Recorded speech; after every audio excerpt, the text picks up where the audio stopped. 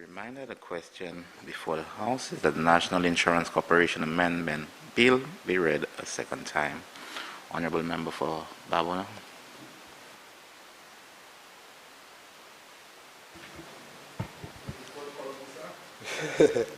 Thank you very much, Mr. President. Mr. Speaker, sorry. Mr. Speaker, I was saying before I was unnecessarily interrupted by the member for Kaswis East that whilst the members opposite are saying that they are supporting the amendment that we are proposing here today, and of course, by saying they're supporting the amendment, to my mind, Mr. Speaker, they are giving tacit endorsement to the policies and program of this government. They're giving tacit endorsement to the leadership of this government.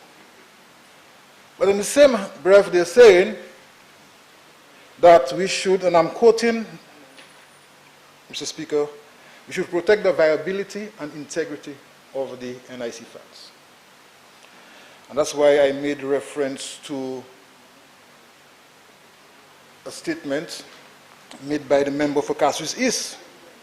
When during his presentation, he said, and I'm going to repeat myself, Mr. Speaker, that in June 2017, the government of St. Lucia had borrowed $138 million from the NIC. The question is, which government? Because we only came in June 2016, Mr. Speaker. So there's no way that you can point fingers at this government, right, to say that we are responsible, or we're the ones that borrowed all that money from the NIC. So here it is, you're talking about viability and integrity and securing the funds of the NIC. But when they were in government, Mr. Speaker, they borrowed $138 million from the NIC. And it was said by your leader. No, he opposed to, I saying 65% was bad debt. That's what he opposed to. That's what he opposed. That's what he opposed to. Now you're asking questions? Mr. Speaker, I and we are of the view, Mr. Speaker, that the time has come for the NIC to really see how they can incorporate more benefits to the members that are contributing to the NIC. And that's why we're here today, to make the amendments, so at least whenever we face a situation like this, Mr. Speaker, as the amendment speaks to, at least members who are contributing to the NIC can see some benefits. And you heard the Honorable Prime Minister spoke a whole about the question of insurance. You heard the member for Kaswis North spoke about the whole aspect of insurance. I think these are some of the things we need to incorporate into the system as it pertains to NIC, so that NIC can give support to its members, Mr. Speaker. Mr. Speaker, you hear a lot about paying back, and paying back. And whilst the member for Kaswis South, and I will forgive him for this, Mr. Speaker, he would not have been a member of this honorable house. But I just borrow a Hansard from my colleague member from Kaswis office, and I was just reading through the Hansard, Mr. Speaker, a while ago. And then what do we see, Mr. Speaker? And it's unfortunate he's not there, the member for Vifort North, because I have made an observation, Mr. Speaker, that any time I stand in this honorable house, the member for Vifort North always move away, run away. I don't know why. He tackles me, but when I come to rebut, he runs away. But I will forgive him for tonight because he has to cross. He has to cross the toilet place, Mr. Speaker. But Mr. Speaker, here's what he said when he was on this side of the house when it pertains to borrowing. The same members tonight telling us that we should be borrowing from the NIC. Why the NIC is making a contribution to its members? They're saying that we should borrow from the NIC. Here's what he said in this honorable house, Mr. Speaker. Now, if we continue to borrow money, the people you are borrowing money from, they will become to be afraid of you. I'm reading as in the records, Mr. Speaker. They will become to be afraid of you because you do not have enough money. All the time you are borrowing, you do not have enough money to repay the things you are spending on. And it is not the time that people should borrow money. Now, what he said, Mr. Speaker, at the time when he made that contribution, that is not, if his government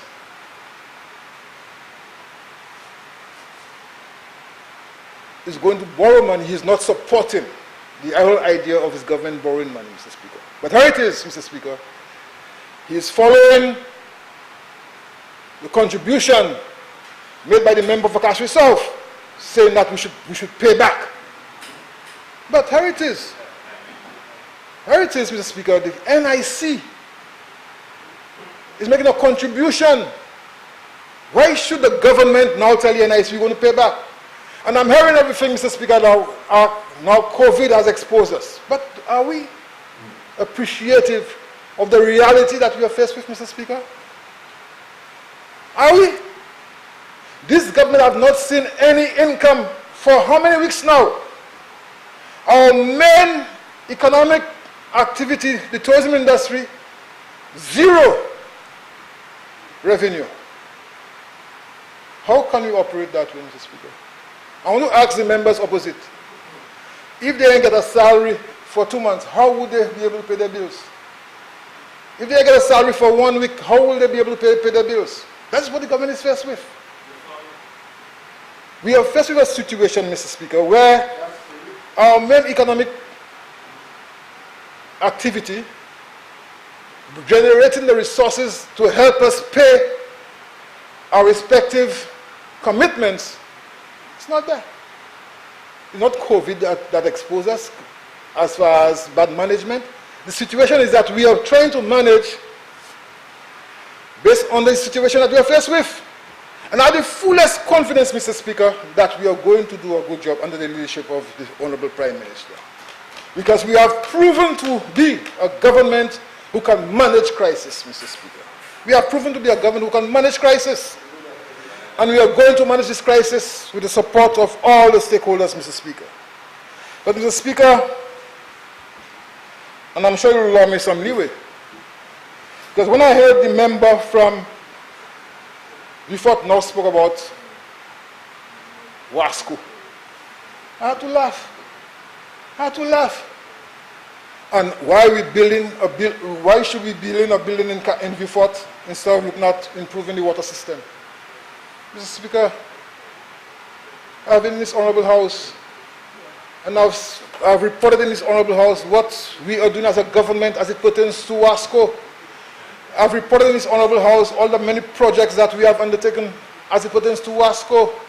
I've reported the progress that we have made as it pertains to improving the system in Beaufort.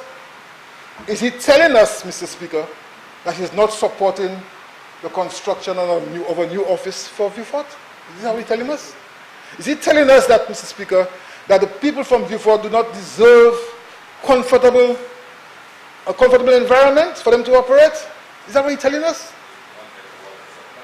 You know? Because we have started and approved a contractor to study water supply in Beaufort. So the two have nothing to do with each other, Mr. Speaker. You know, the two have nothing to do with each other. And speaking about the dam, they all stayed there for 5 years, they did nothing about the dam. They did nothing about the dam. We have done about the dam. We are doing, we are doing what we have to do about it, Mr. Speaker. You know, you go here about keeping quiet. So, Mr. Speaker, I'm saying here today, Mr. Speaker, that we are in a position to improve the environment for the workers in Beaufort. And he should come here and give support to it, Mr. Speaker. He should come and give support to it. I'm hearing about Windfresh, Mr. Speaker. I'm hearing about Windfresh. And I'm referring to a number of things he raised, Mr. Speaker. I'm hearing about Windfresh. I'm hearing that the member for Dennery North speaking about Windfresh, Mr. Speaker, and the banana farmers have not been paid for how many weeks? Mr. Speaker, let me say something. I did not put myself on the Windfresh board. And I've said so here before. I did not put myself on the Windfresh board, Mr. Speaker. The cabinet of ministers had confidence in me. They had confidence in my ability to be on the Windfresh board. I have to ask him the same. I have to ask the member for Beaufort North the same. Whether his government had confidence in him. And the answer is no, Mr. Speaker. Because as Minister of Agriculture, did not see the need and did not have the confidence in him to put him on the Windfresh board. Who they put on the Windfresh board, Mr. Speaker? We all know who they put on the Windfresh board. So do not blame me if my government have confidence in me and put me on the Windfresh board. Do not blame me.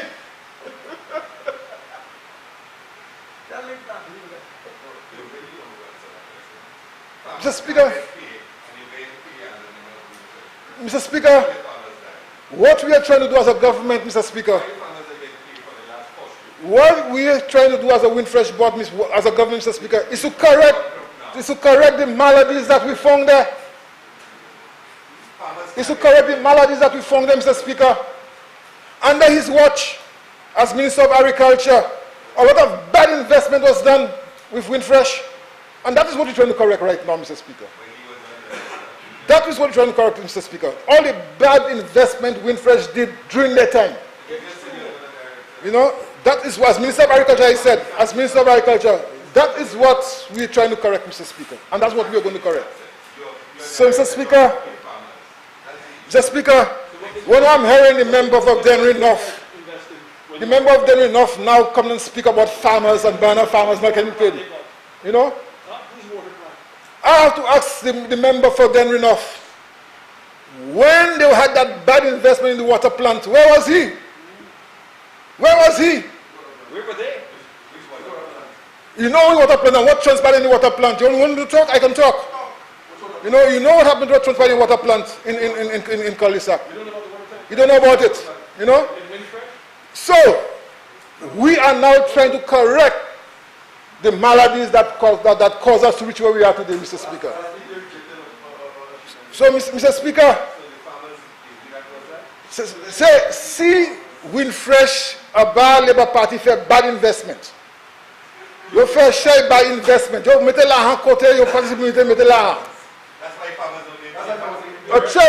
Actuellement, Windfresh UK passe à payer farmers là. C'est ça nous avons try correct. C'est ça nous avons try correct, Mr. Speaker. Bad investment. You invest en buy glow. Et puis à part investir en buy glow, moi si ouais, même Dennery North qui savent qu'est-ce que l'argent qui allait en Windfresh en buy glow là. Et moi des farmers about it, you know.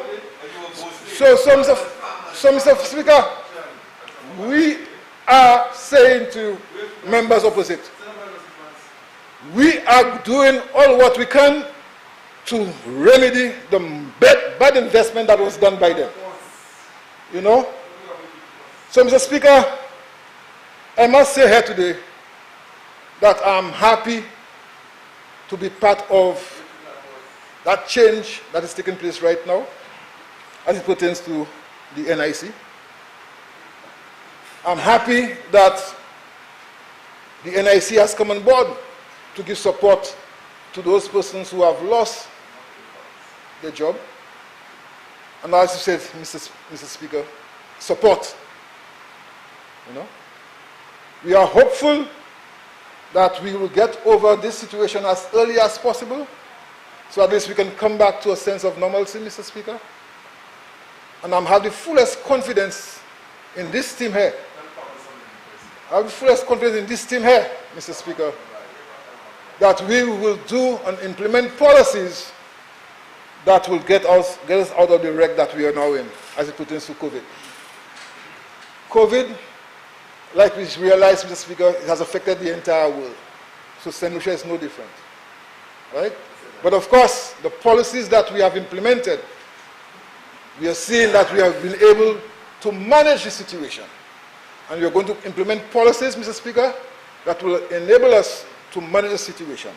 So those on the other side, all they can do is cry, and make noise, you know, and come and speak and forget the statements they were making when they were on this side. Now they seem to forget, but the records are there. The records are there, Mr. Speaker, to expose what they're saying. So the member for Denry North, I must say that when you hear speaking about farmers, now you realize, Mr. Speaker, he realized that there's a group they call farmers. Now he realized that. You know why? You know why, Mr. Speaker? Because of the policies we implemented here. Recognizing the farmers, giving farmers support. So now he realized that there are a group called farmers. You know? No, talk about, well, let me come to that. This government, I've always said, Mr. Speaker, and as Minister of Agriculture, I've always said that we're not encouraging bad quality. Okay? We're not encouraging bad quality.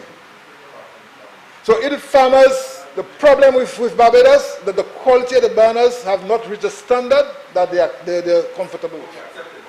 You know? So do not come here and encourage farmers to produce bad quality. And that's the problem you had. That's the problem you had. You could not speak to the farmers and tell them exactly what you had to tell them. That's the problem you had. No, you just come in the picture, so keep quiet. You just come in the picture. Honorable members, honorable. Just come in the picture, keep quiet. I don't need your protection, Mr. Speaker. I don't need your protection. I'm used to this. Keep quiet. All right? So, Mr. Speaker, I want to say tonight, that I am supporting the amendment, and I'm looking forward to the implementation of that program, where members can get some support from the NIC. And of course, as time goes by, we have put together a proposal for our farmers, and we are in discussion with the Minister of Finance to see how we can get support for our farmers, and that will be articulated very soon, Mr. Speaker. So I want to say thank you very much, and I want to encourage the Minister of Finance to come up with programs and policies that will benefit the people of St. Lucia. Thank you very much, Mr. Speaker.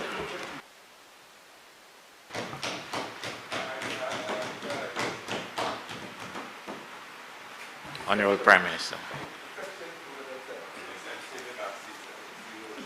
Thank you very much, Mr. Speaker. Again, I want to take the opportunity to maybe answer some of the queries that were brought up by members on the opposite side, and certainly during the debate. First of all, I want to thank very much the Leader of the Opposition for his support, and many of the other members for their support of this initiative. Like them, we think that this is an incredibly worthwhile initiative, a critical initiative, and we want to reiterate that the monies that are being paid out are coming from the contributors of NIC.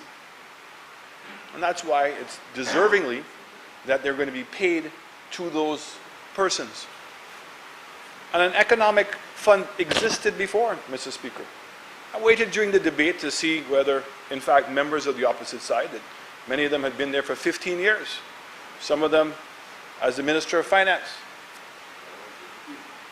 So many of the ideas that were brought up are very valid, but why were they not brought up before? Why was it not done before? At the end of the day, Mr. Speaker,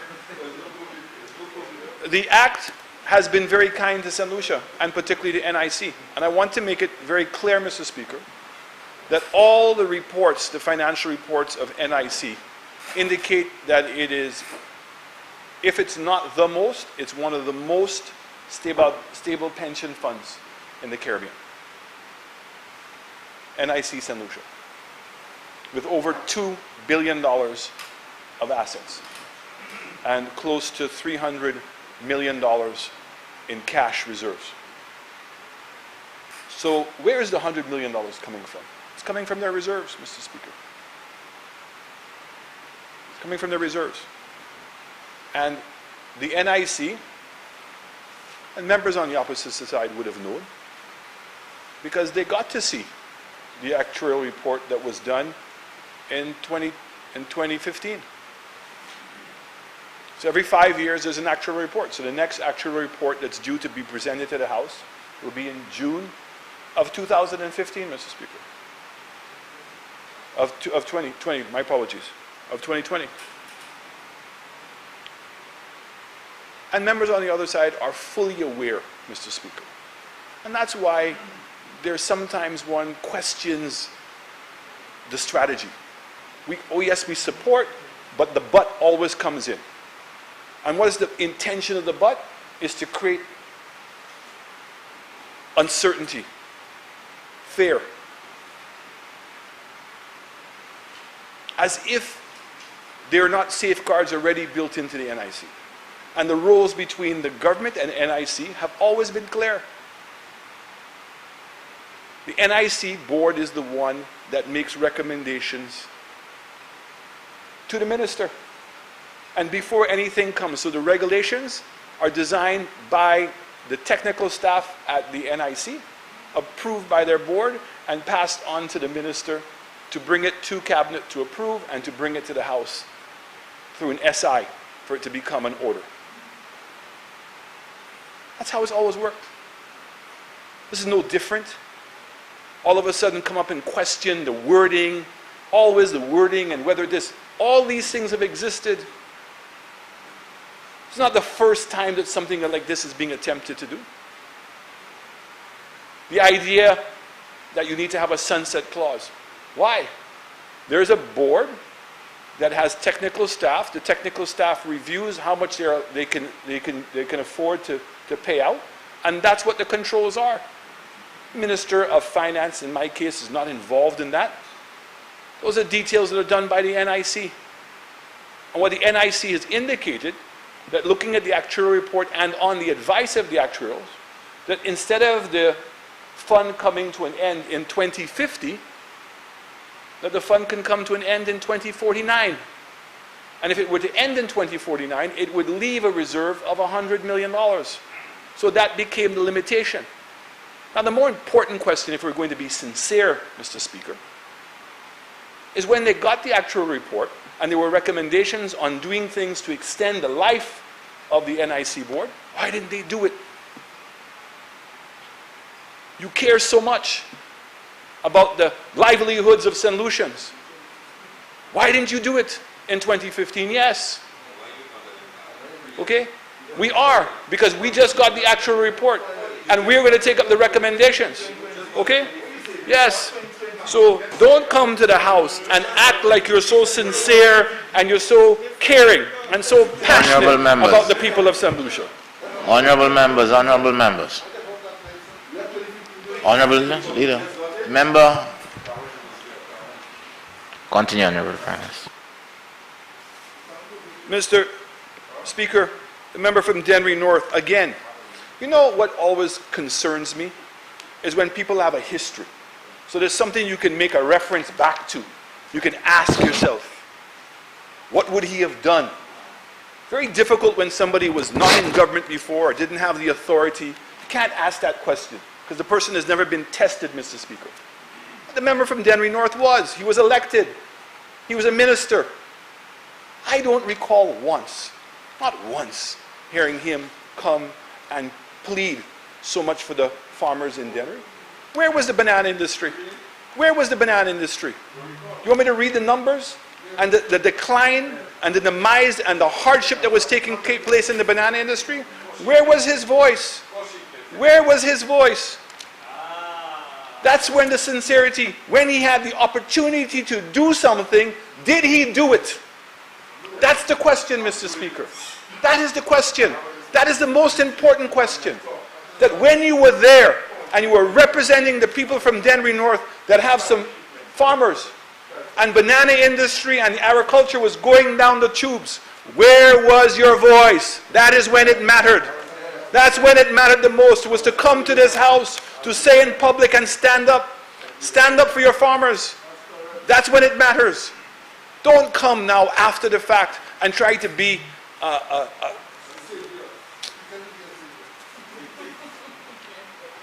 I'm sorry that the member from Vieux-Fort North is not here. He spoke about HIA and CIP reserves. We will continue to debate this, but we've had a long debate. The fact is if the methodology that the former government was intending to use for the HIA, there was going to be a lockbox, but the lockbox wasn't going to be there. The lockbox was going to be in the account of a third party that was going to lease the airport. And the lockbox would not have been $35. The lockbox would have been $60. So $60 of revenue.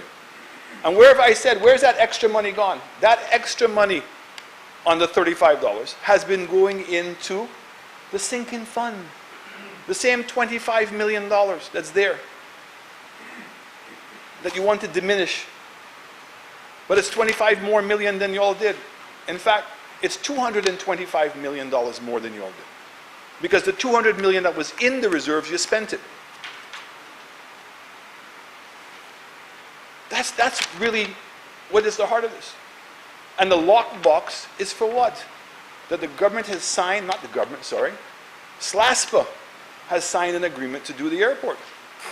And it came to this house to seek permission to be able to assign the $35 to the lockbox. And the lockbox was designed for what, Mr. Speaker? Was for days like this. Absolutely. That if in fact that you have a shortage of revenue coming in, that there would be sufficient money in the lockbox to be able to carry the loads. Let's not overcomplicate it. Let's not make it more perverse. So, Mr. Speaker, he's asking how much is in the lockbox. We've said it repeatedly. There's approximately $80 million in lockbox. Right? But I want to ask the member on the opposite side, because he's the right person to ask, that when he was the Minister of Infrastructure and the government came in and there was a lockbox that had over $50 million in it that was collecting the $35, why did he allow his government to stop collecting the money? And how much money would have collected? Okay, so what the story they have told us is because there was no construction taking place. So there's no construction taking place now, but the lockbox is there. And all of a sudden it may be an opportunity to be able to use some sources of the lockbox. But you see, all of a sudden, Mr. Speaker, it's become convenient. So when they had the opportunity to have had a lockbox, they didn't do it. They zeroed it. They zeroed it. That's when it matters, Mr. Speaker. That's when these things matter. These when they matter the most, is when you're in government. And it's the decisions that you make and the policies that you adopt, Mr. Speaker. That is what happens. Nothing else. Honorable Nothing Leader else. of the Opposition. They didn't collect the money. 3.5 years went by of opportunities of raising monies. $20 million a year. Gone. Can never be recovered. But you see, they would rather go and spend the reserve. Because that is the methodology, that is the policy of the Labour Party. Spend, spend, spend. You know, Mr. Speaker, I know that we're going to get into a debate.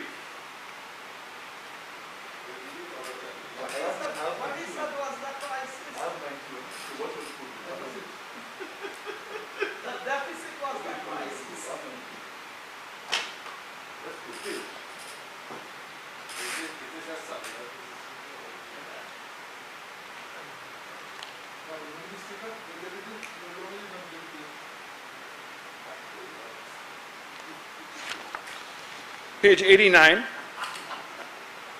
table 2. The economic growth rate. 2012, minus 0.3. 2013, minus 2. 2014, 0. 2015, 0.3. And then we split 2016, 3.9. Following year, 3.3. Next year, 1.5. And then, Mr. Speaker,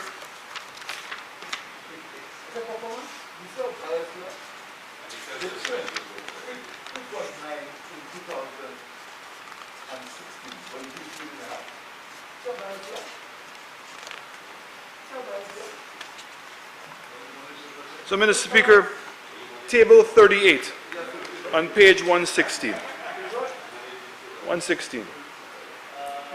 The debt to GDP, Mr. Speaker. You know, we keep hearing the members on the opposite side continue to talk, oh, the debt is going through. So we've proven that we've been growing the economy. In one year, we grew the economy more than what they grew the economy by in their 5 years. And then look at the debt to GDP. When they came into office in 2011, the debt to GDP was 60.5%. The following year, 68%. The following year, it doesn't matter when they're rebasing it, it is all apples to apples. It's all comparative. It goes back, it goes all the way back. So don't look surprised. So 68%, then it went 2013, went to 69.8%. 2014, 68.9%. 2015, 67.7%. 2016, 67.5%. 2017, 65.2%. 2018, 64.9%. And then when we go to debate, we'll find out what the numbers are moving forward. But I can assure you, it is further going down.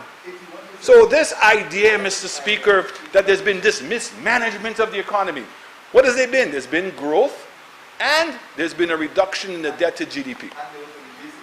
End of the day, the rebasing is equal for everybody because it goes back and covers everybody. It's a relative number. So whether yes, it is. It's a relative number. It's a relative number. Mr. Speaker, this is the social and economic review. If the member wants to argue the numbers, then that's a different story. But all I can show you, Mr. Speaker, is exactly what the numbers show here. That under the United Workers' Party, that we had economic growth and the debt to GDP was declining. So this argument that there is all this gross spending, we have explained to them continuously, but there are members on this side who've said they're not listening. They don't want to listen. They don't want to hear the truth. Anything that even comes across that's showing that this government is managing the economy or managing a crisis well, they have to find a way to undermine it. But that's okay. Because, Mr. Speaker, as much as they may want to think, so we're not in this house to please them. We are in this house to please the people of this country. That is who we are here for. And we are going to represent all of them. Not the 35,000 that voted for them. We're going to represent everybody. The 54,000 that voted for us relative to the 35,000. Not only are we representing them, we represent every single solution in this country. That's who we represent. CIP. We've again debated this ad nausea. It has come to the House. It's in the books. How much money? $27 million we made last year. That's how much we made. Where it was spent is in the estimates. So the numbers are there. But you know what? Members on the other side, like some members that they have in the media, you know, who are pseudo representatives. I don't know which seat he's going to run, but in Labour, who continuously want to make allegations, false allegations, that there is people out there earning money. That's why, Mr. Speaker, I have 2 court cases of defamation with them and 1 case of contempt. Your friend, I don't know what seat he's running in. Then we want to talk about, they keep talking about Ojo. You know, Mr. Speaker, it's amazing to me that members on the opposite side would continue wanting to criticize such a success story. Amazing. That we came, absolutely, that we came in and created over 300 jobs paying over $2,000 to young people. Yes. Huh? All the nice workers, all the contracts came to an end. The caregivers were continued. and caregivers were continued. And what we did is we ended up using the money in order to be able to encourage employment. And Ojo did that. And Ojo paid, and you know what, Mr. Speaker, what's going to be amazing? One of the fastest industries that's going to recover post-COVID is going to be the IT sector. Okay? I know that, because you see, we stay in touch with people. All right? We're going to be in touch. And I'm going to get to that. So you keep on wanting to throw out there was something sinister, something wrong of Ojo Labs. This idea that we were giving Ojo money. Who gave Ojo money? We contributed $500 towards the salary of young people for a year and a half, which was better than paying somebody $1,500 a month. And the contracts were renewed for 3 years. The same people. The same people. So it questions, who were those people, Mr. Speaker? Honorable members, the noise is getting a little too loud.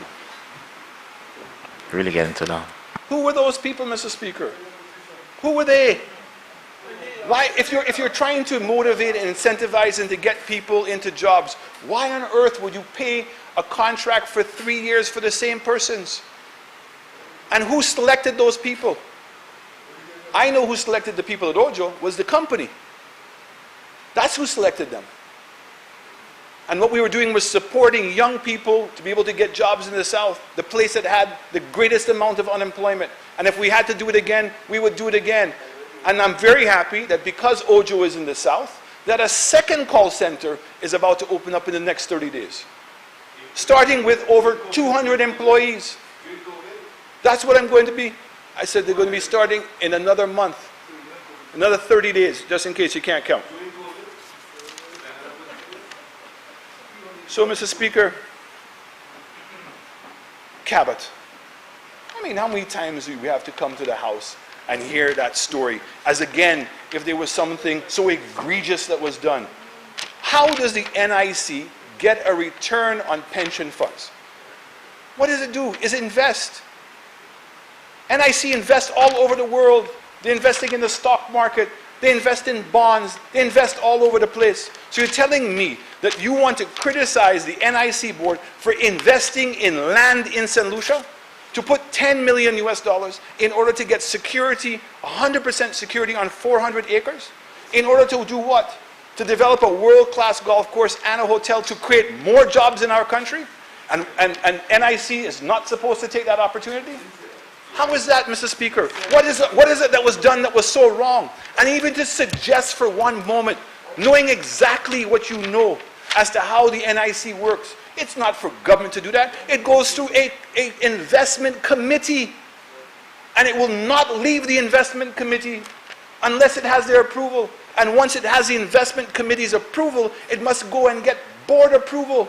The only time it comes to government is when NIC comes and says it's been approved. Does the government have any objections? To do what? To invest money in land in St. Lucia, Mr. Speaker? Really? That's what they want to keep throwing on? These are the numbers they keep throwing out? The same sandals that they want to throw out $24 million. As if the government of St. Lucia handed $24 million to sandals? Ad nausea. There was no money handed to sandals. Zero. You know that. Inland Revenue had a claim against Sandals for $11 million. For what? Because there was a mistake in the incentives. That from 2001 to 2000, from 1991 to 2002, their incentives included a waiver of the transfer tax. Withholding tax, sorry. And then between 2001 and 2008, when their incentives were redone, they forgot to put it. And in 2008, when they came back, they gave it back to them. And so Inland Revenue assessed them the tax during that period. But you know what the sad part is, Mr. Speaker? Why did it sit on the desk of Cabinet for 9 months? Why? Why? Something that was so simple. And you want to say that the government gave away 24 million, and as grown men, that they would sit there and repeat that nonsense time after time, and you want to ask us whether there's any sincerity in what they're saying, Mr. Speaker? Is that what it is? Where's the sincerity? You come and keep saying these things and making these allegations, and guess what? Members on this side, sit down and take it. Time after time. Honorable members, your voices are getting too loud. Okay? All right.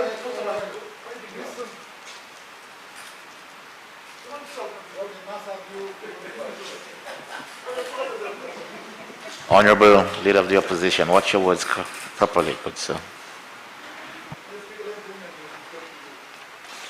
DSH, 112 million. Where, I mean, and again, Mr. Speaker, responsible people you would expect on the office because they're honorable. And you wouldn't expect that they repeat that. And you know, and to come to this house and to stand there and say, oh, we support and we're going to have our voice and nobody's going to stop us. Nobody stopped you from speaking. Nobody wants to keep you from speaking. Don't become to try to become a martyr. In fact, I saw on several occasions the Speaker of the House defending you. Several times. Unlike what used to happen in the House before. You talk about not being able to speak. When you had a Speaker in the House that literally ran it like an autocrat and didn't even represent the opposition. At least you have a Speaker in the House that oh, is that right? Oh, dear. So when you know, Mr. Speaker, when the member that is referring to, the member from Castries South, right? When he was chairman of the CIP board, and we said, why was he the chairman when he was going to run? Why didn't it apply to him then? So a person's ambition must prevent them from doing things. Oh, okay, no problem. So why were you the chairman? Why would you accept the position of chairman of a board as important as CIP, and you knew that you were going to run, and you kept on accepting it? I don't understand. But that tells you the character of the individual. But you know, Mr. Speaker, when it comes to the member from Castries South, I know his character, and I'm going to use honorable members, let's keep. I do not know if it's the time. No, I'm not sure if it's the time of night. No, we're going. But let's. We're going tonight. Okay. So, Mr. Speaker, I'm going to use his term because he got away with it in the House, right? One of the biggest bluffers that we have in the House, honestly. And if he wants me to, I will say that outside for him. And he knows I know. You know what? Okay? I bluff you. Oh, honorable members. Honorable Mr. members. Speaker, I want to take some time before I end to take the opportunity to really explain the current negotiations with the unions. And it was brought up here tonight on several times. And maybe before I go there, Mr. Speaker, I want to address this thing because two members on the other side brought it up. And that the leniency that you seem to be giving me when I get to do my rebuttal. You know, let's take the first debate. It was the member from Labrie that you tried to caution to stay at a certain altitude and not to go too high and not to go too far. And he chose to get into economics. And so simply, I was answering him because he was making the suggestion that there was mismanagement of the economy. That's not something I'm going to stand here and allow to pass just like that. Members on the other side talked about the negotiations with the unions. Asked what's the contribution that government is making. Now I have to assume that when he's making that statement, that he's suggesting ministers. So for clarity, the ministers are in the same category as 18 to 21, and that we are going to be getting paid 25% of our salary will be paid in cash, and 75% of our salary will be paid in bonds. Okay? I said we have offered, like everybody else, in the deal. Okay, it's not signed yet. Okay, but he asked what was the contribution we're going to make. The contribution we're going to make, and I'm hoping that the MPs on the opposite side will also agree to make the same contribution of 25% cash and 75% in bonds. Now, Mr. Speaker, let us talk about the whole thing, Mr. Speaker. Let's talk about the situation. So, Mr. Speaker, maybe to be able to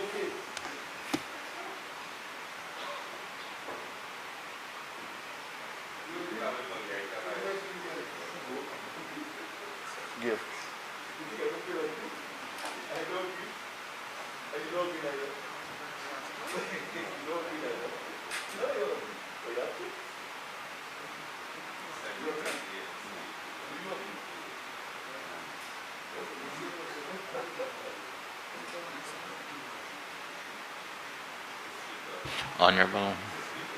So, Mr. Speaker,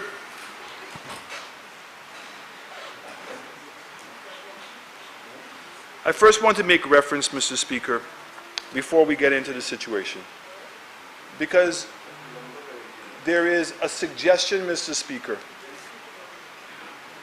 that COVID has somehow exposed mismanagement of the government. So I want to read, Mr. Speaker, if I can. It's an article from the IMF head, from The Economist. Dire economic forecast may be too optimistic. So Ms. Jovina warns against what has been dubbed pandemic protectionism, where some advanced countries have sat on medical equipment and pharmaceutical supplies for use domestically. It's a very simple message. You cannot beat the virus unless you beat it everywhere. When one country is suffering from an epidemic, then it makes sense to be protective and keep what the country needs domestically. But when we're all hit by an epidemic, we need to act together. And we would very much encourage countries to actually integrate their capabilities rather than trying to keep it for itself. It's an article in The Economist magazine, okay, that is quoting the IMF director. It is April.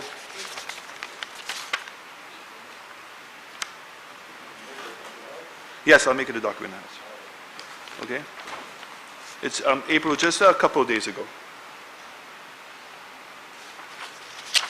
And she goes on to say, poor countries in the world are hit multiple times. They're hit by the pandemic. They're hit by the spillover from economic contraction elsewhere. They're hit by the flight to safety. 100 billion has left emerging markets in developing countries just in 2 months, much more than during the global financial crisis. They're hit because remittances are drying up, and those that are commonly exporters are hit by prices to their exports dropping. She says lifelines are needed now for such countries, such as debt standstill, which would free billions for health services. We need each other.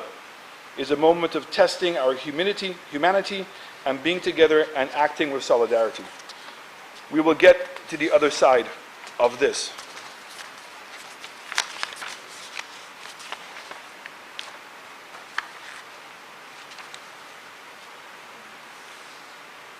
She says that in April, because of COVID, we're projecting 170 countries to see income per capita shrinking during 2020.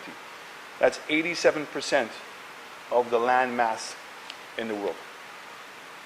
And yet, this detail, which is part of a broader forecast that sees world GDP dive 3% in 2020, creating a global recession we've not seen in our lifetimes, and may not be the end of it. I want to stress this may be actually a more optimistic picture than reality produces. It's a small wonder that the IMF is in rescue mode. The organization traditionally tasked with being fiscal watchdog and ambulance for the world now has rather a different message. That is, priority everywhere has to be lives and livelihoods. It is this time that governments should spend as much as they can afford, and more, keep the receipts. We don't want to lose accountability and transparency during this crisis. Mr. Speaker, there is another article which is political, and I'll make it a copy, a document of the House. It says that the projected increase in global poverty would be the first since 1998, when the Asian financial crisis hit. Global poverty, defined as a percentage of the world's population living on less than $1.90 a day, is predicted to increase from 8.2% in 2019 to 8.6% in 2020, a jump from 632 million people to 665 million people. Previous numbers projected a decline of 8.1% to 7.8% pre-COVID. In more pessimistic scenarios, global poverty in 2020 could be close to the level of 2017, meaning the world's progress in eliminating extreme poverty would be set back by 3 years. The combination of longer initial pandemic and a 2021 resurgence would yield even worse downturn, the organization said. Global GDP would sharply contract in 2021 and leave additional scaring as credit health deteriorates. The IMF saw a far more optimistic scenario as recently as January. The pre-outbreak economic situation was poised to improve GDP per capita in 160 countries. Yet the pandemic has quickly plunged the world into a global recession we have not seen in our lifetime. And being that everybody was quoting Como,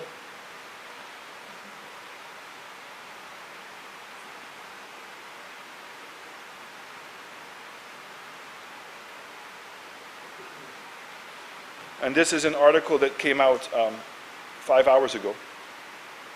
New York's unemployment website collapsed.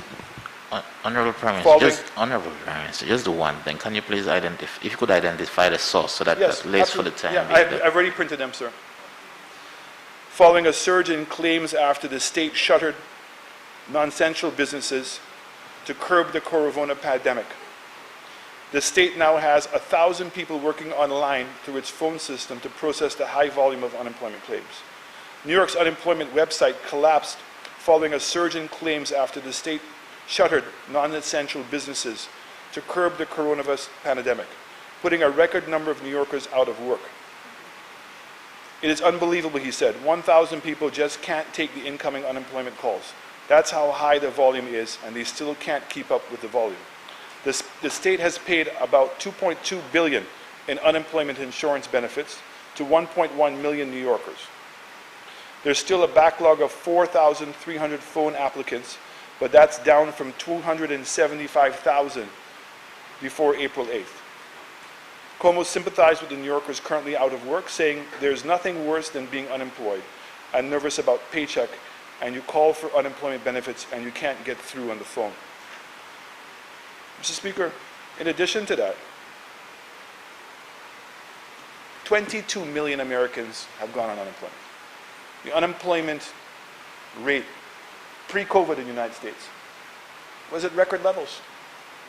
3.5% was the unemployment rate. And in 30 days, that number has doubled. And is expected by the end of this month, when the numbers come out, that that number is going to quadruple. So it means America is going to go back into double-digit unemployment. The amazing thing was that America, Canada, the UK, Europe, Singapore, Taiwan, all these countries have central governments, unlike ours, that allow them to create liquidity. America passed a bill for $2.2 trillion. It's almost 2 weeks ago or 2.5 weeks ago. That's 10% of the GDP of America. The equivalent in St. Lucia would be $400 million.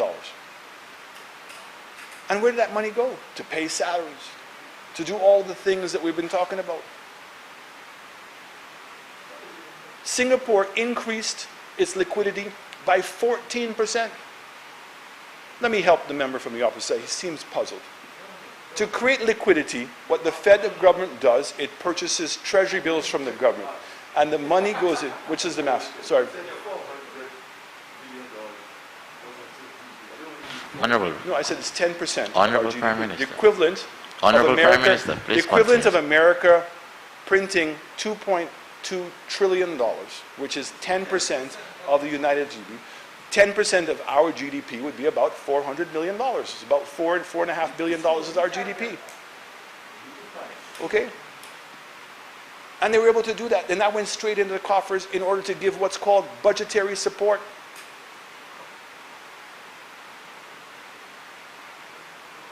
The budgetary support that this government has been working on And I kind of was puzzled by the comments that were made by members on the other side, Mr. Speaker, that we were not prepared. We were late to coming and closing down the country. We've been fighting COVID since the beginning of February.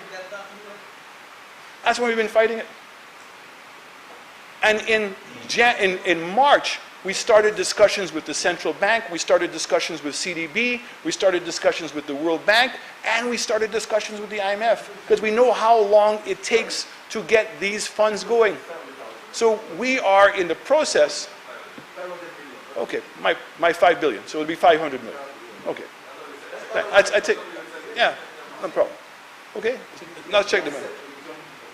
So at the end of the day, we're doing much better. I forgot to include the growth that we had. So, Mr. Speaker, we started discussions with these institutions because it takes time to meet with the IMF staff, go through your numbers, go through all the projections, understand all the vulnerabilities, understand how everything is going to work out. It's the same thing, Mr. Speaker, to be able to do it with a policy loan. Even something as simple with ECCB requires a monetary council approval, board approvals, and then for it to be executed. So our government has been able to identify close to $240 million of liquidity to come in to be able to give budgetary support. In addition to that, Mr. Speaker, we've been meeting with CDB and the World Bank and also with the Taiwanese to attempt to repurpose some of our loans, not necessarily to give us direct budgetary support, Mr. Speaker, but as soon as now we've gotten over COVID, to be able to create jobs in the economy. And so therefore, some of this money that NIC and also ourselves are putting in, much better if people are getting a job. Also to be able to assist us with the feeding program that we're doing in order to do what? To support our farmers. How are you going to replace all the farmers that were producing products for the hotels? So we came up with this idea that if we can buy goods from the farmers and the fishermen and from the poultry producers, prepare the meals, give it to the more vulnerable in our society, it becomes a win-win situation. And we've been working with the hotels and also with the Chamber of Commerce in making this happen. And as I said, the goal is to be able to feed 10,000 people a day. The $240 million in budgetary support that we have has to be divided over 6 months. Because you have to sit here and say, how long is it going to be before that we see revenues coming back to any kind of level? Which government in the world has been able to survive what is going on? And particularly governments in the Caribbean, and we know that are limited because of debt, are limited because how we get our monies through IFIs and all the conditionalities that go with it. That is what our problem is. Let's not run away from it. It would be no different if any government is in, but I'm proud of the fact that this government saw what was coming in, anticipated where we're going, and is very advanced in being able to get those monies. So why is it that we are now in negotiations with the unions? And I want to say, Mr. Speaker, that the negotiations with the unions started on April 2nd. So for it to have started on April 2nd, it means the presentations had to be ready. So the Ministry of Finance, from the beginning of March, was putting the presentations together to understand the prognosis and where we're going. What is going to happen to our economy? And when we made the presentation to the unions on April 2nd, it was clear that the economic forecast, which was based on a 10% decline in the GDP, gives a linear result. And so it makes everybody believe that every single month is the same. But it's not. The real crisis that we're in right now, Mr. Speaker, other than what's happening outside in the world, is the impact on cash flow.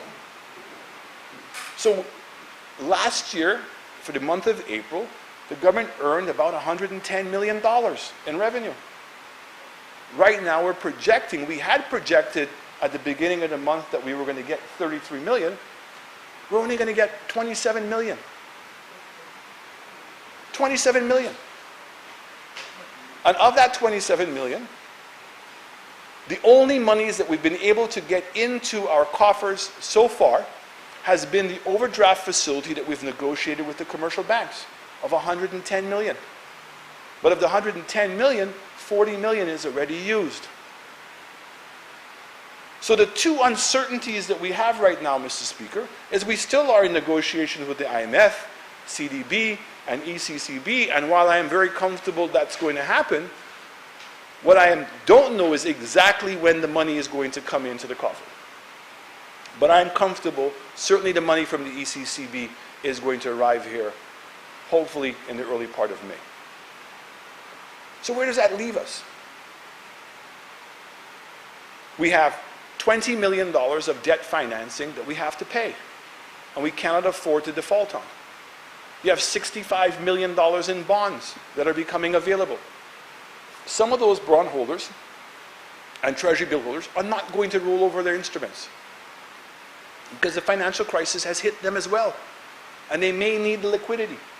So we've estimated that of the 65 million, about $55 million, $53 million will turn over. But we're going to have to find around $12 to $15 million of cash to be able to pay for the bonds and treasury bills that don't turn over. In addition to that, you have basic expenses. We're not even getting there. We're rent, $6 million. Utilities, $4 million. We have not even gotten to those numbers, Mr. Speaker. All the government is trying to do is to meet its obligations to the workers and meet its debt obligations, and is trying its best to now buffer the situation by getting the $240 million that we can spread. So the thing that we're trying to manage right now is cash, Mr. Speaker. So what we have offered to the unions is to say that persons from grade 1 to grade 6 will get paid all of their salary and all of their benefits in cash. All of them. Persons in grade 7 to grade 17 will get paid 50% in cash, 50% in a bond. And those that are higher, grade 18 to grade 21, and the ministers will get paid 25% in cash, 75% in bonds. And the bonds would be for 3 months and will last 1 year. So the proposal is to pay that split for 3 months. So the majority of people, Mr. Speaker, who, if you want to say, are making a sacrifice, the ones that are getting 50% cash and 50% in bond, that if you annualize their income, so if you take the income for 1 year, it would have meant that they would have been paid 12.5% of their money in bonds, and they would have been paid the rest of the money, 87.5%, in cash. That's the reality. And when persons were asking, well, how do I know that the government is going to pay the bond back? Because the reason why we're doing this is because we have to pay those instruments first. And I want all of us to understand and appreciate, and I know many people do in this room, that we have no negotiating power with the bond and treasury holders. If we negotiate with them, it is considered to be a technical default. And so we must continue to let them know, and I'm repeating it, that government has every intentions to continue to meet its commitments. And this is why one of the first things that this government went and negotiated early. And for those of us who know how ECCB works and we know how banks work, to have been able to have gotten the Banking Association to give a carte blanche statement that they were going to provide 6-month moratorium for principal and interest on persons who were affected has never happened before, Mr. Speaker. Normally what has happened is the banks will say in a time of crisis that they will deal with everybody individually. And they came back. Interest is included. So moratorium. So it's not a waiver. It's a deferral. The interest is compounded. Okay, but of course it is. Nobody's forgiven. It's a moratorium. A moratorium is a period of forgiveness that you don't have to pay for 6 months. That's what people were concerned about. Am I going to lose if I lose my job, am I going to lose my house? Am I going to lose my car? That's what people know. When people go and meet, that's what the moratorium is. Simply, it's a deferral. It's a deferral. It's a deferral of principal and interest, and it's added to the end. And when you meet with your bank, you have options. You can either agree to pay a higher rate for the remaining amount of time that you have, or you can extend the period. Those are negotiations that you have with the bank.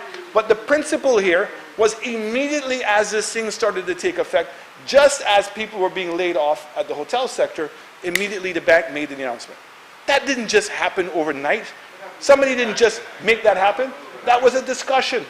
And I'm very proud of the fact that St. Lucia led the charge. And the weeks of conversation with ECCB to get them to appreciate what was taking place allowed for a timely decision to be made. Because I have to say to you, Mr. Speaker, in the discussions we were having in March, nobody could really envision that there was going to be no tourist. Nobody could see that. Nobody could visualize that the fact that there'd be no planes coming into St. Lucia, all the hotels would be laid off, and there would be no guests at the hotel. People could never have fathomed that that could have happened. 98% of the traveling population in America has stopped. 98%.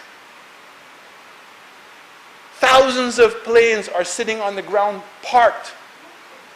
Billions of dollars have been lost.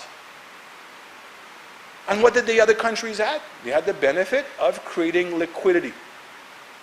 We don't have that. And so therefore, it's important for us to appreciate the difficult decisions that have to be made in this very trying time.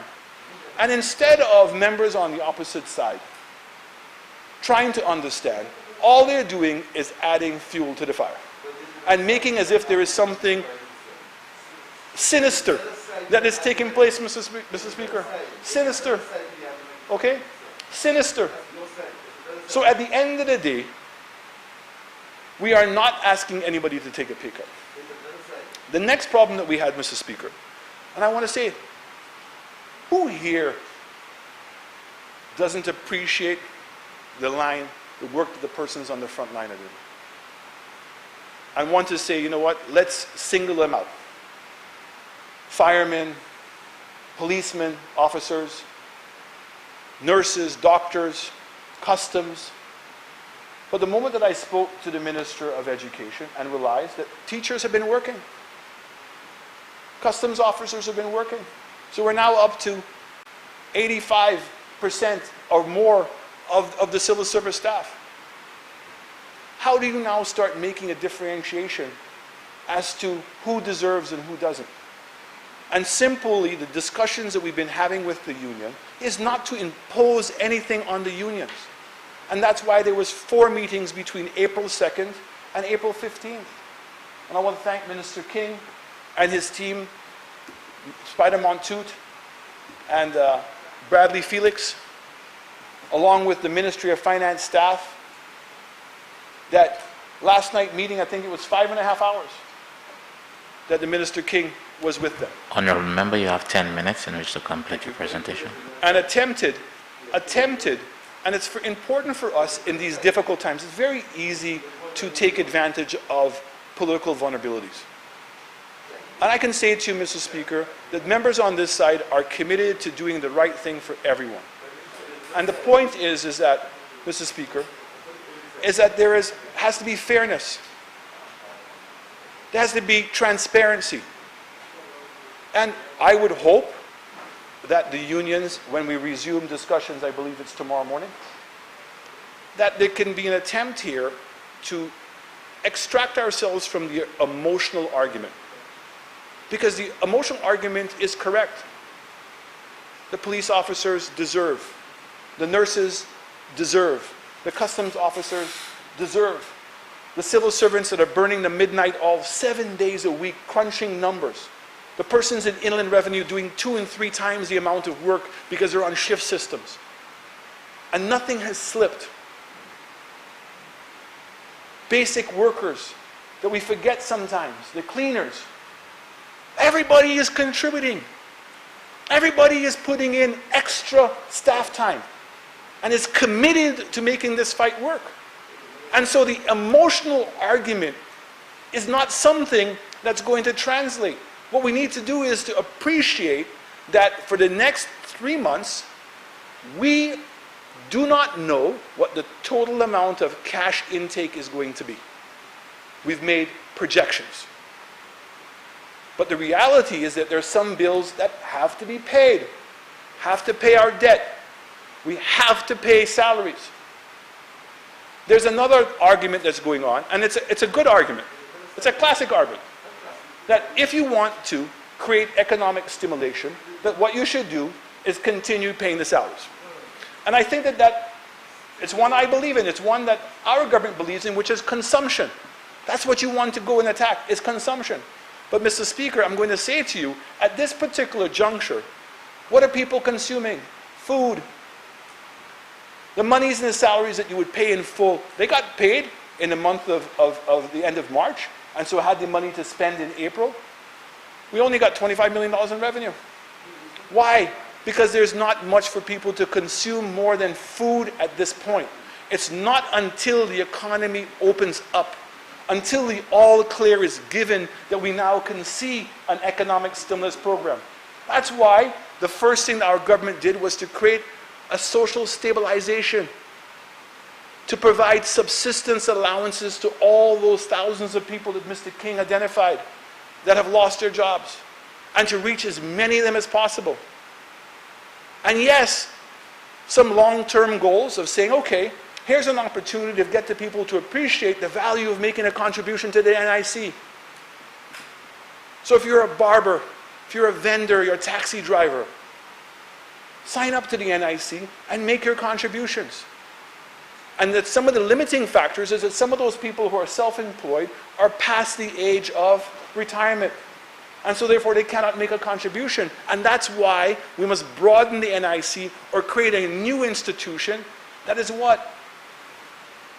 Unemployment insurance. So that people can be taken a piece to be able to get help. Now, you said it, and I admit it. I'm a human being, I'm not perfect. Nobody on this side is perfect, and nobody on the other side is perfect. But what we attempted to do is to rationally do this. And one of the critical things in a point of crisis, Mr. Speaker, is not to panic. And is to focus your effort on what you can do. So, Mr. Speaker, I'm really appealing to the civil servants who hear me tonight to say, my government doesn't have any vendetta or is attempting to malign or undermine anyone. At the end of the day, the facts are there. We had the technocrats, which are members of your own unions as well, to make the presentations. The customs officers know for themselves how much money they've collected. The persons in inland revenue know what they're collecting. The persons at Treasury know how much money that there is to go around. This idea that government is extracting money from the workers to go and spend something. What? What are you going to spend on? All we can spend on right now is salaries and our debt. We may not even be able to pay rent. And the idea of projects going on, the only projects that have been going on have stopped because of the curfew and couldn't restart, are projects that are financed outside of our government budget. So it's either grant money that's already been assigned, or it's money that was borrowed through SLASPA or through other agencies. And we want those projects as soon as we can get them going. We want to create employment. We don't know how long it's going to take for tourism to recover, Mr. Speaker. None of us have that idea. We don't know. But Mr. Speaker, sadly, I have to say I'm entirely unsurprised that this time of a global economic collapse, an unprecedented fear, because people are scared, when great ideas should be contending. That's what we should be discussing. Great ideas. Keep talking about the opportunity to be able to share, and I'm going to continue to work hard. And every time I've made a mistake, I've apologized publicly to the leader of the opposition, because I mean nothing by it. And I will make sure he's included and the opposition's included in this economic council in moving forward. Every idea that can come on is a plus. But that's what you would think that we'd be doing here today. I have to say that Bradley is correct. Sorry, the member from Choiseul and Saltcoast. It's correct. This continual bickering of politics at a time like this when so many people's lives are at stake. Was this really worth all our time? 12 hours? Can we say that we shared ideas? We say that we showed the country that we're willing to work together?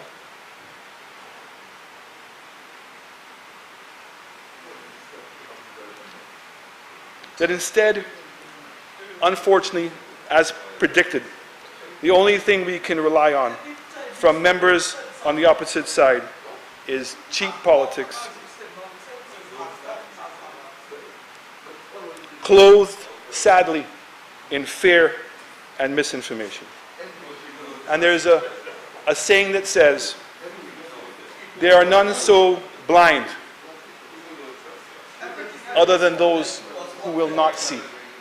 I say to you, Mr. Speaker, there are none so blind other than the persons who refuse to see. All the evidence in the world, Mr. Speaker, is there that this is a crisis, and I think that somebody used the term that could potentially even mean an end to the economic order as we know it. But we don't know that. What we have to make sure is that we make it to the next day. And the only way that we're going to make it to the next day, Mr. Speaker, is through trust. And my government will continue to put out the information, to be as truthful and as transparent as possible, and attempt to provide ideas and leadership to unite this country. And again, nobody is asking the workers to take a sacrifice and nobody else has. Everybody is taking a sacrifice. The banks, businesses who don't know when their doors are going to open up again and have kept people employed. Businesses who contributed to the telethon. Over $3 million, Mr. Speaker. Little St. Lucia. That's the level of appreciation for the frontline workers. But as the Minister of Finance and as the Prime Minister of this country, I also have the responsibility to make the decisions that I believe, along with my cabinet colleagues, that is going to give this country the best chance to survive, and it has to be equitable. And you know what somebody said to me? Said, you know, PM, what you've done there and the way that you've divided the cash with bonds, and if the unions accept it, for the first time, everybody in this country will be paid the same salary. That's what we mean by all in. Is that for the next 3 months, we all have to be in. There are persons who've lost their jobs in the private sector and they have no one to appeal to. And then in addition to losing their job, now had to be confined into a house for 2 weeks. And traditional sources of money, which would be their families in the diaspora, they too have been affected. That's what's so different about COVID. It's not like a hurricane that hits St. Lucia and we can depend on the rest of the world to help us. The entire world is in crisis. The entire world at the same time is in crisis. So, Mr. Speaker, I really hope that in moving forward that there can be a level of maturity and urgency in our deliberations. And I certainly am prepared to lead that charge. And I encourage all of us to be able to participate. And this idea of misinformation simply for politics, it's not going to serve anyone any good right now. there's too much at stake. There's already too much fear and uncertainty when it's now being induced by politics. There's going to be a time for the politics. But right now, we must survive these next 3 months. That's what we have to survive. We have to make sure that the credibility and the reputation of this country internationally stands tall. Very difficult, Mr. Speaker, to go out and solicit monies on an emergency basis when we're not making the sacrifices ourselves. And yes, there's thousands of people who have lost their jobs. But I have to say to you, the measures that we're putting in place for the feeding program, what we're attempting to do with our unions, these are novel. And this has sent a message to the outside world that St. Lucia is trying.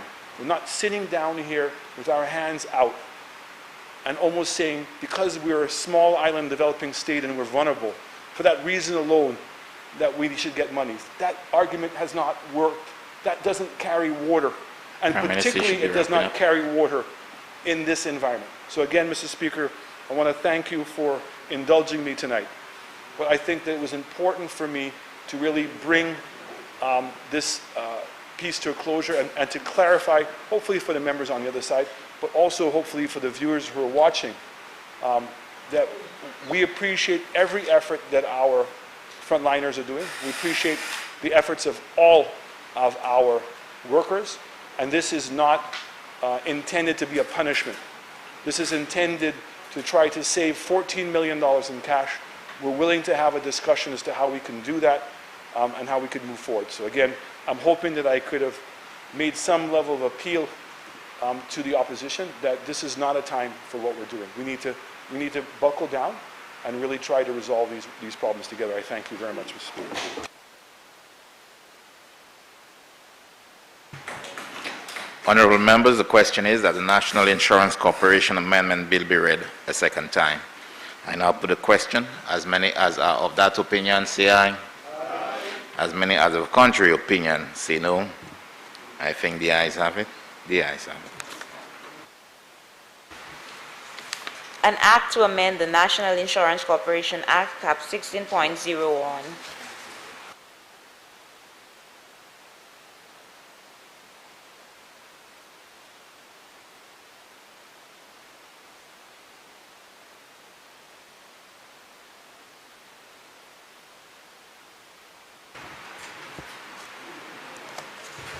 Honourable members, we shall go for the bill.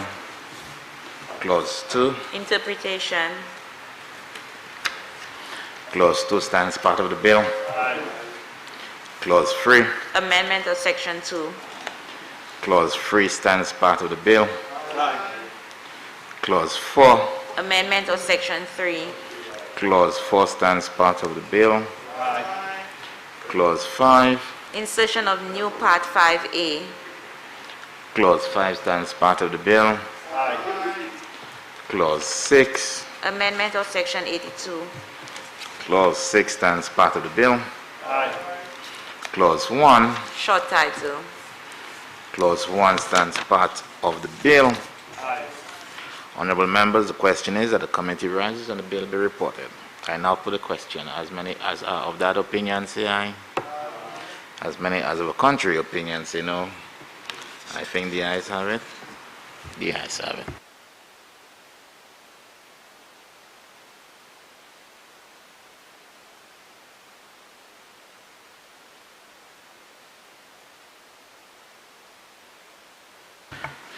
Honourable members, I beg to report that the National Insurance Corporation Amendment Bill went through committee stage with no amendments. Honourable Prime Minister. Mr. Speaker, I beg for the second reading of the bill shortly. Sorry, I apologize, Mr. Speaker. Speaker, I beg the report committee be adopted and the bill read a third time and passed. Honourable members, the question has the report of the committee be adopted and the National Insurance Corporation Amendment Bill be read a full time and pass. I now put a question. As many as are of that opinion, say aye. As many as of a contrary opinion, say no. I think the ayes have it. The ayes have it. Be it enacted by the Queen's Most Excellent Majesty, by and with the advice and consent of the House of Assembly and the Senate of St. Lucia, and by the authority of the same as follows. This act may be cited as the National Insurance Corporation Amendment Act 2020.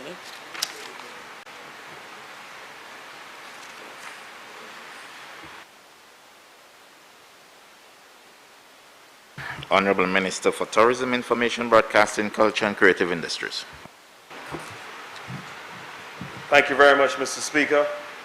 Mr. Speaker, I beg to move the first reading of a bill shortly entitled Tourism Stimulus and Investment Amendment.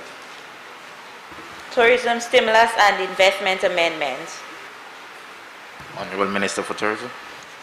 Mr. Speaker, I beg to move for the suspension of Standing Order number 48-2 to allow the bill to go through its remaining stages at this sitting. Honorable members, the question is that Standing Order number 48-2 be suspended in order to allow the Honorable Minister to proceed with the remaining stages of the bill at this sitting. I now put the question. As many as are of that opinion, say aye. As many as of a contrary opinion, say no.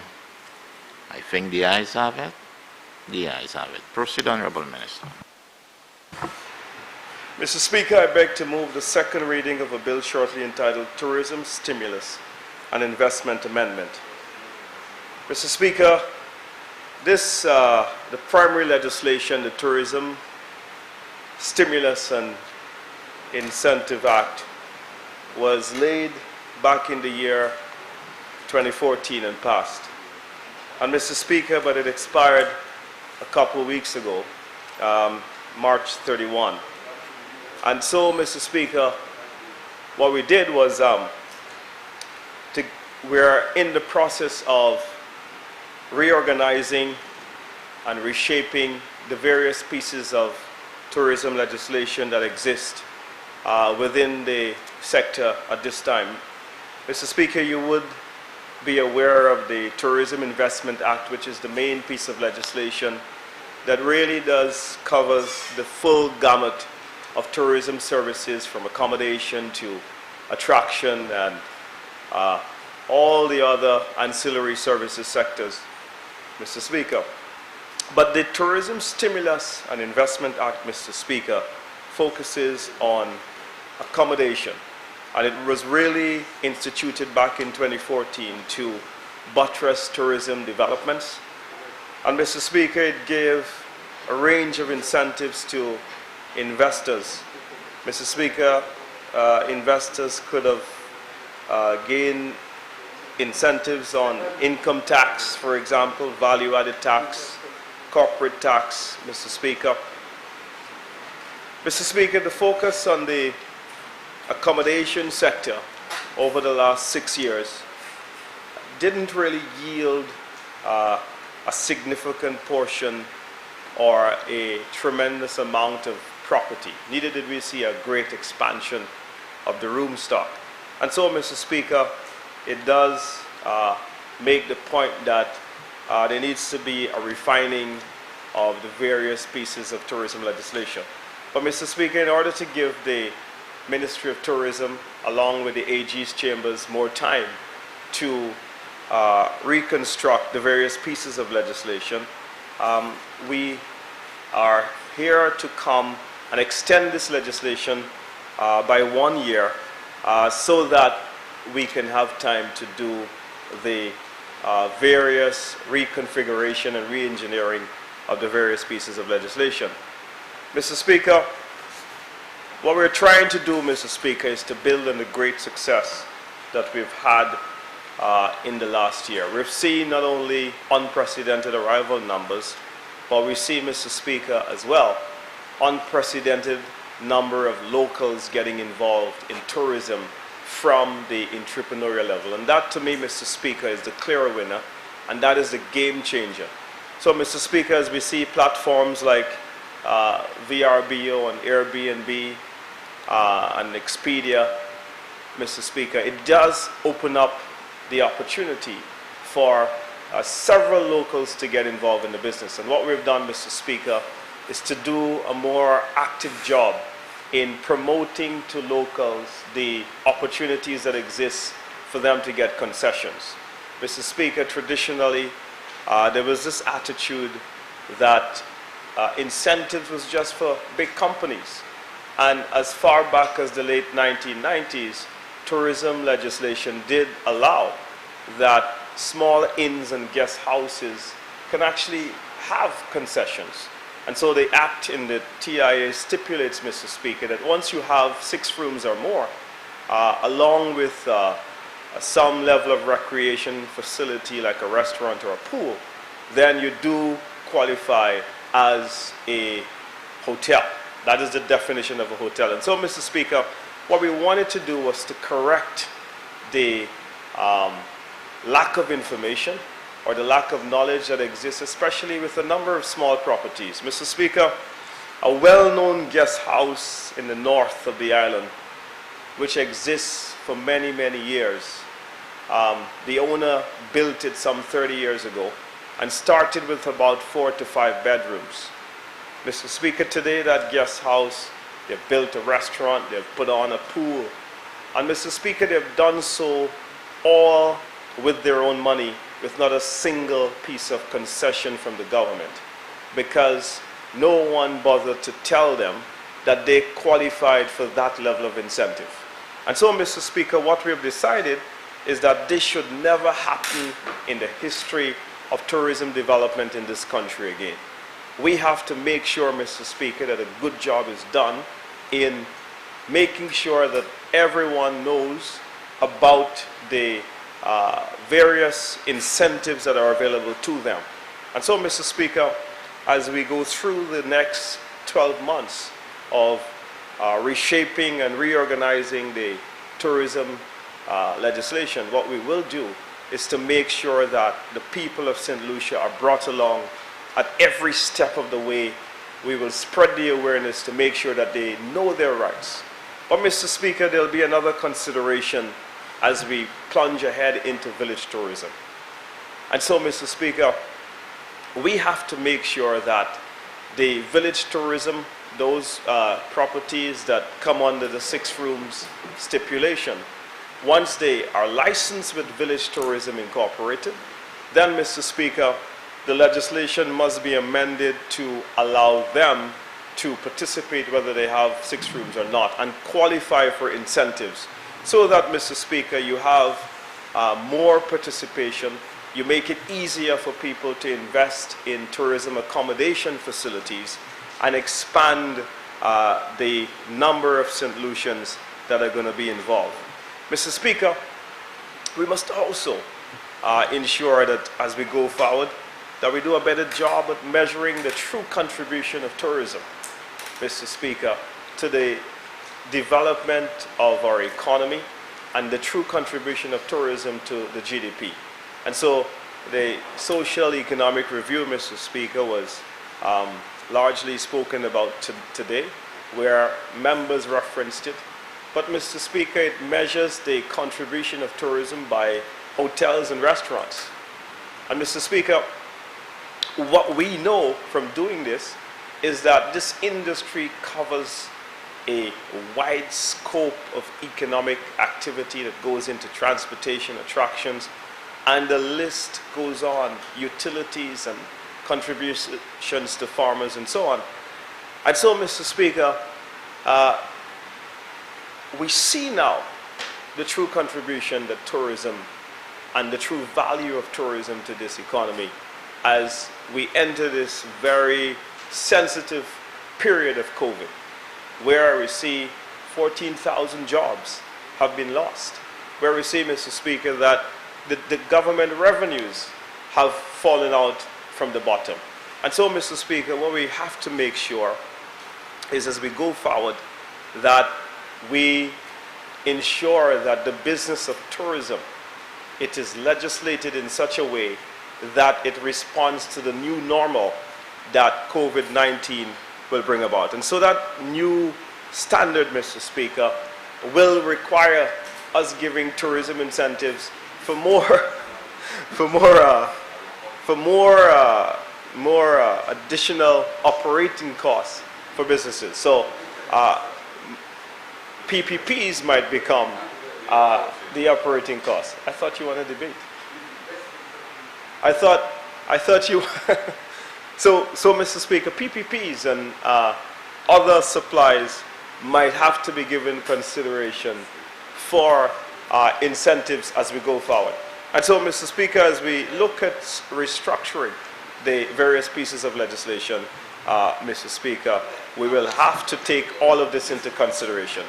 So, Mr. Speaker, I will stop here, having introduced this rather simple amendment, and I thank you very much for this, Mr. Speaker.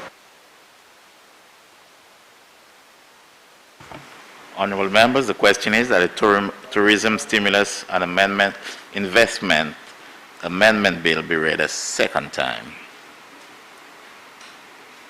I now put a question. As many as are of that opinion, say aye. As many as of a contrary opinion, say no. I think the ayes have it. The ayes have it. An act to amend the Tourism Stimulus and Investment Act, Cap 15.03.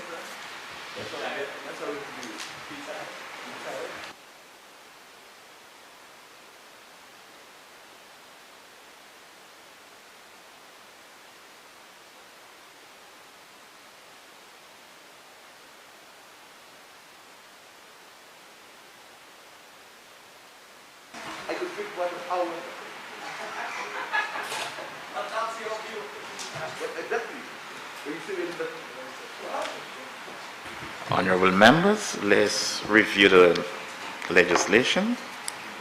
Clause 2. Interpretation. Clause 2 stands part of the bill. Clause 3. Amendment of Section 3. Clause 3 stands part of the bill. Clause 4. Amendment of Schedule 2. Clause 4 stands part of the bill. Clause 1. Short title. Clause 1 stands part of the bill. Honorable members, the question is that the committee rises and the bill be reported. I now put a question. As many as are of that opinion, say aye. As many as of a contrary opinion, say no. I think the ayes have it.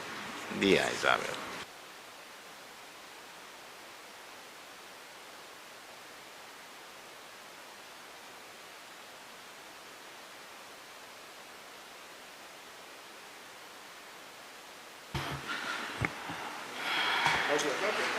Honorable members, I beg to report that the Tourism Stimulus and Investment Amendment Bill went through committee stage with no amendments. Honorable Minister of Tourism, Information, and Broadcasting. Mr. Speaker, I move that the report of the committee be adopted and the bill be read a third time and passed. Honorable members, the question is that the report of the committee be adopted and that the Tourism Stimulus and Investment Amendment Bill be read a third time and passed. I now put a question. As many as are of that opinion, say aye. As many as of a contrary opinion, say no. I think the ayes have it. The ayes have it. Honorable Prime Minister. Be it enacted by the Queen's Most Excellent Majesty, by and with the advice and consent of the House of Assembly and the Senate of St. Lucia, and by the authority of the same as follows. This act may be cited as the Tourism Stimulus and Investment Amendment Act 2020. Honorable Prime Minister. No. He passed his stage already. Yes. Mr. Speaker, it's been a long night. Maybe before we end the night, and I know that some members are not here, Mr. Speaker, but maybe we can do it in echo. I would certainly like to join the British Parliament in that we stand for a minute to applaud the frontliners, if you don't mind.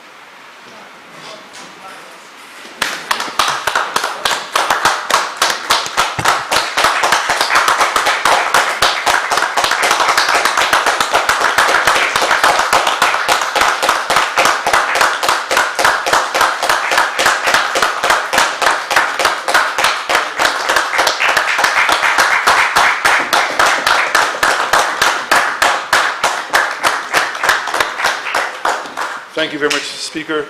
And I know that we have some frontliners here who have had to expose themselves to us for the whole day.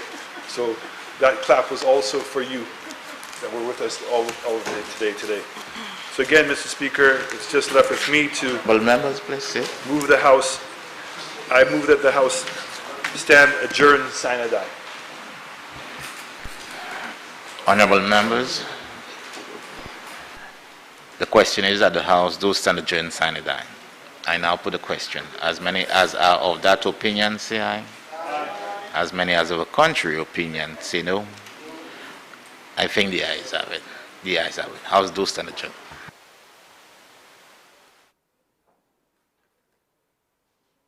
Thank you so much for staying with the broadcast. We've come to the end of the sitting of Parliament, where the Honorable Prime Minister and Minister for Finance, Economic Growth, Job Creation, External Affairs and the Public Service, Alan Chasney, presented a motion seeking to extend the declaration of the state of emergency for an additional period commencing from the 27th of April 2020 to end on the 31st of March 2020 as a result of the occurrence of the 2019 nCoV, an infectious disease commonly referred to as COVID-19. The Prime Minister explained that the move is necessary to allow for the quick response by the government to changes as it seeks to fight the COVID-19 pandemic, given that the situation remains uncertain. Minister for Tourism, Information and Broadcasting, Culture and Creative Industries and Parliamentary Representative for Ancillary Canneries, Honorable Dominic Fede, highlighted that the government is working feverishly to get St. Lucia nationals stuck abroad back to St. Lucia. A press statement from the Office of the Prime Minister indicated that on Tuesday, 21st April 2020, some 8 St. Lucians were repatriated and the 8 individuals were aboard the Norwegian Spirit, docked offshore Barbados since April 9, 2020. According to the Chief Medical Officer in the Department of Health and Wellness, Dr. Sharon Belmar George, these individuals will, of course, be quarantined for a 14-day period. While some 500 individuals still remain abroad and unable to come home, the Tourism Minister assured that the government of St. Lucia was doing all in its power to get all St. Lucians back home. The National Insurance Corporation Amendment Bill was also laid by the Honorable Prime Minister. The bill seeks to make provisions for establishing an economic relief program where 30% or more of insured persons have suffered a loss of income as a result of a pandemic declared by the World Health Organization. The bill also seeks to make provisions for the payment and ceasing of payment under the Economic Relief Program. This amendment is to facilitate the relief efforts of the government for individuals who have lost their jobs due to COVID-19. Announced by the Honorable Prime Minister when he presented the government's Social Stabilization Program to the nation. The Tourism Stimulus and Investment Amendment Bill was laid by the Honorable Minister for Tourism, Dominic Fede, and this bill had expired in March, and with the Ministry of Tourism's intention of restructuring legislation within the tourism sector, the Honorable Minister explained that there would be island-wide sensitization as to the various bills, especially those which offer incentives to individuals in the tourism sector, so that they are aware of the programs, incentives, and other initiatives available to them, so that they are able to take advantage of it. Both bills went through all the stages and were passed. And that brings us to the end of Parliament for today. Please join us for the Senate on Wednesday, 22nd of April 2020. Thank you again for staying with the broadcast. Good night.